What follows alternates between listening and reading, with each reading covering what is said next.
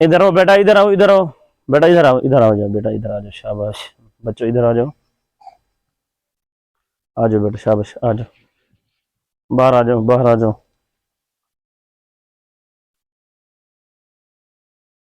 بیٹا یہ مسجد میں داخل ہونے کا سنت طریقہ ہوتا ہے، یہ ایسے نہیں جانا ہوتا بایاں پاؤں پہلے اندر پھر دایاں پاؤں۔ ہاں دین کی بات ہو رہی ہے، یہ بچے نا ایسے مسجد میں داخل ہو رہے تھے،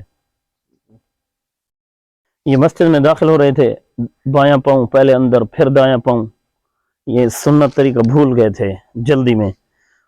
بیٹا یہ سنت طریقہ یہ ہے، جب مسجد میں داخل ہونے لگے تو پہلے درود شریف پڑھنا ہے، اللہم صلی علی سیدنا و مولانا محمد وعلی آل سیدنا و مولانا محمد وبارک وسلم، یا کوئی بھی درود شریف آتا ہو، درود ابراہیمی ہے، اور بھی مختصر درود شریف ہے، جو بھی ہو وہی پڑھنا ہے۔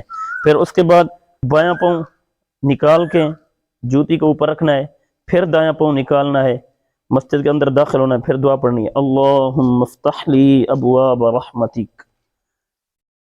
سمجھ آ گئی ہے نا؟ سر صاحب بہت مہربانی، آپ نے یہ تو بتا دیا مسجد کے اندر کیسے داخل ہوتے ہیں، یہ بھی بتا دیں کہ باہر کیسے نکلتے ہیں۔ جی ضرور ضرور، میں بتاتا ہوں۔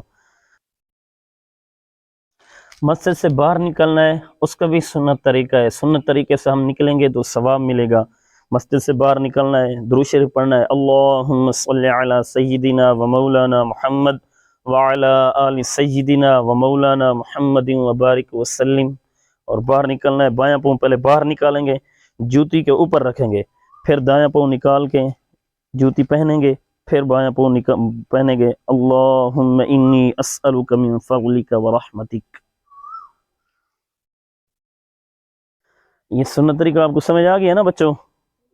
بیٹا آپ کی بھی یاد دہانی ہو گئی ہوگی، اور جب بھی کوئی ملے، کوئی بچہ اگر دیکھو مسجد میں داخل ہو رہا ہے، کوئی بڑا داخل ہو رہا ہے، ادب سے کہو، بھائی، ماموں، چاچو، بڑے بھیا، چھوٹے بھیا، یہ مسجد میں سنت طریقہ یہ ہے داخل ہونے کا، اور باہر نکلنے کا سنت طریقہ یہ ہے، یہ ان کو بتائیں گے نا انشاءاللہ۔